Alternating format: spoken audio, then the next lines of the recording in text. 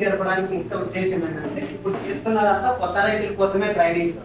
అయితే కొత్త రైతుల కోసము వాళ్ళు ఏ విధంగా మొక్కలు నాటాలి, మొక్కలు నాటే ముందు ఫీల్డ్లో చేయాల్సిన పనులు ఏంటివి, వాటికి సంబంధించి ఏదైనా కానీ ఇప్పుడు ఒక అన్న అడిగారు గుంత తీసిన తర్వాత గుంతలో ఏమేయాలి, ఏమేమి వేసుకోవాలి, ఇలాంటి కొన్ని క్వశ్చన్స్ అందరి కొంతమంది రైతులు చెప్పారు, కొంతమంది ఇంకా చెప్పాలి. On the 2nd of July 2025, the HANS office in Guti hosted a key pre-plantation orientation for 97 approved farmers from 33 villages, preparing them for the 2025-26 agroforestry carbon plantation season, organized by HANS with technical support from INOFSYS and guidance from Say Trees Environmental Trust. This session marked the transition from awareness to on-ground implementation.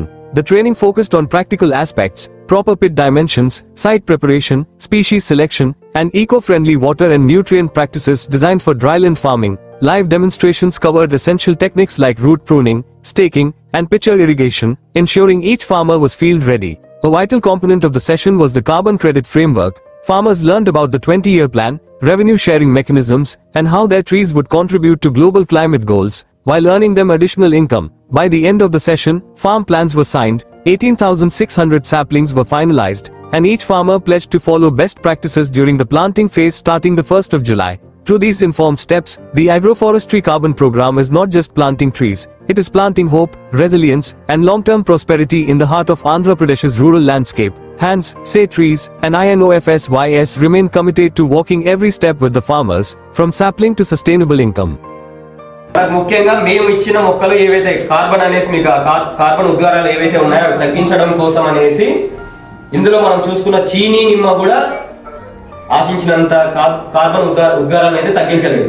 కానీ ఏంటంటే రైతులు ఇటుపక్క మన అనంతపురం జిల్లాలో కావచ్చు, కర్నూలు జిల్లాలో కావచ్చు, అదేవిధంగా కడప జిల్లాలో కావచ్చు, రైతులు ఏంటంటే ముఖ్యంగా చీనీ వీటి మీదనే ఆధారపడి ఉన్నారు. చీనీ అయితేనే రైతులు నాటుకోగలుగుతున్నారన్న ఉద్దేశంతోనే మేము చీనీ మరియు నిమ్మ కూడా ఇస్తున్నాం.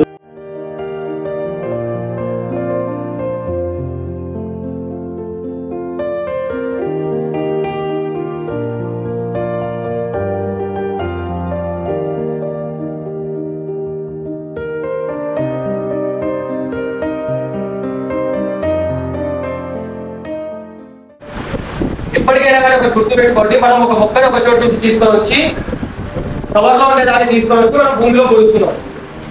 ఎప్పుడైనా కానీ వేర్లకు అనేది వేర్లకు అనేది గాలి తగిలిందంటే ఆ వేర్లు అనేది ఎండిపోవడం జరుగుతుంది, మెల్లగా ఆరిపోతూ వస్తాయి, చెట్లు అనేది చనిపోవడం జరుగుతుంది.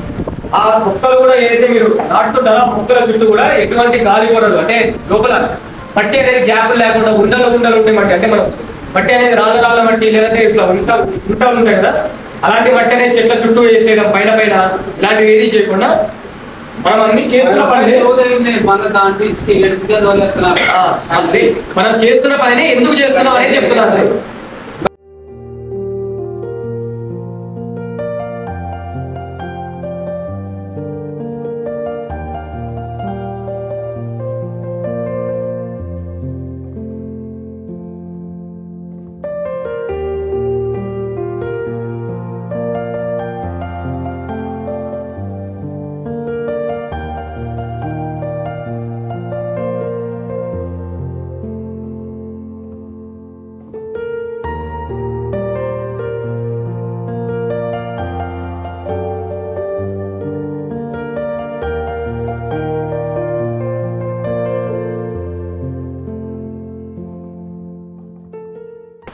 దీనికి ఒక గుణం ఉంది.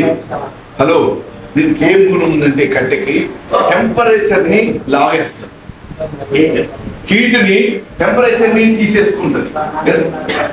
ఇది టెంపరేచర్ లాగేస్తుంది కాబట్టి ఎవరు మాట్లాడుతున్నారు కొంచెం వినండి. టెంపరేచర్ నేను మూడే ఉండేది 3 నిమిషాలు అయిపోతుంది.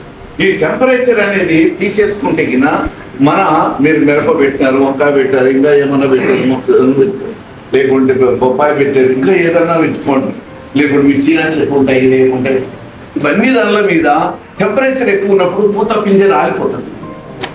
బీర్కి దాంట్లో ఉండే తేమను బీర్సేస్తే పూత పింజ రాలిపోతాయి. దీని గుణం ఏంటంటే ఇది అడవి కదా, అడవి చెట్టు. దీనికి వాన కావాలంటే నీళ్ళు కావాలంటే ఏమడుగుతుంది, వాన కావాలంటే అది వాన ఒప్పుకోతుంది, వాన అవసరం లేదు, ఎగురు కూడా వేయదు. మీరు చూడండి, ఇప్పుడు అడవి చెట్లన్నీ మామిడి కూడా మామిడి అడవి చెట్ట అడవి చెట్టు చెట్టు ఎంత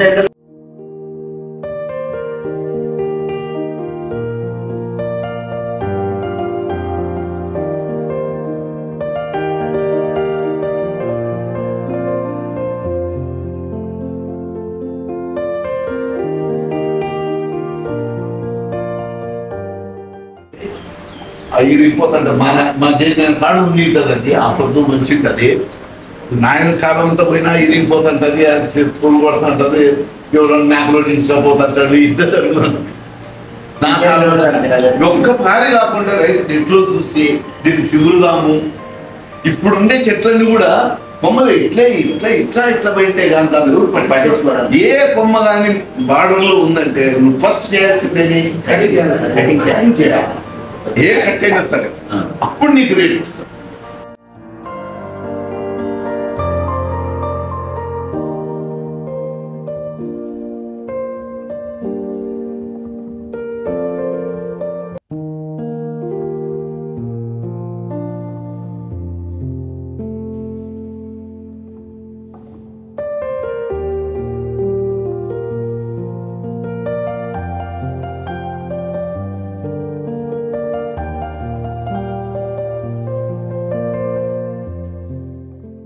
చాలా మంది మన గ్రామంలో మాకు మొదటగా సాయం చేసిన వాళ్ళకు రాలేదు.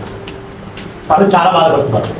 అది బాధపడుతున్నారు ఎందుకంటే కనుక 2014 నుంచి 2025 ఈ గత 10 సంవత్సరాల్లో మనం ముందు ఏదైనా పంట వేసిందే కనుక ఉదాహరణకి చీని చెట్లు కానీ నిమ్మ చెట్లు కానీ మామిడి చెట్లు కానీ అంతకుముందు అంటే వాళ్ళ నాన్నగారు కానీ వాళ్ళ తాతలు కానీ వేసి ఒక చెట్లు కొట్టేసింటే కనుక ఈ మధ్యకాలంలో కొట్టేసింటే కనుక అదే అర్హత సాధించారు. అది క్లియర్గా చెప్పేశారు. రెండోది ఏంటంటే కనుక కొద్దిగా బొప్పాయి పెట్టింటారు అవునా, మళ్ళీ పంట అయిపోతే కొట్టేసింటారు. బట్ ఈ 10 సంవత్సరాలు ఏం చేస్తారంటే అది పంట కింద అంటే మొక్క కింద చూపిస్తారు కాబట్టి దాని వల్ల కూడా మీకు అర్హత సాధించేది. దానికి మేమేం చేస్తున్నాం కనుక మీరు ముందు ఏదైనా బొప్పాయి అందేసింటే కనుక ఆ ఫోటోలు ఉంటాయి కదా, అది ఇంకా మీరు మాకు చూపించగలిగితే కనుక మళ్ళీ మీకు అర్హత ఇవ్వడానికి మేము బెంగళూరు టీంతో మాట్లాడి మీకు ఇప్పించడం జరుగుతుంది. ఇది రెండోది అడి చెట్లు కూడా పెట్టింటారు. అడి కూడా పైన చూస్తే ఏమైతే శాటిలైట్ నుంచి మొక్క కింద చూపిస్తారు కదా, సో అది కూడా అర్హత లేకుండా తీసేశారు. అది కూడా ఏమైనా ఫోటోలు అందరికీ దయచేసి ఒకసారి చూపించండి. లేదంటే మన ఎఫ్సీలో అందరూ ఉన్నారు, శేఖర్ ఉన్నారు, విష్ణు ఉన్నారు కదా, వాళ్ళు మళ్ళీ మన పొలానికి వస్తారు, అక్కడ ఫోటోలు తీసుకుంటారు. 3 చాలా మంది ఏంటంటే కనుక మనకు ముళ్ళకమ్మలు తీసేసినారు, అక్కడ అవి చూపించినా సరే అర్హత వచ్చేది. సో ఈ కారణాల వల్ల మీలో చాలా మంది అర్హత రాలేదు.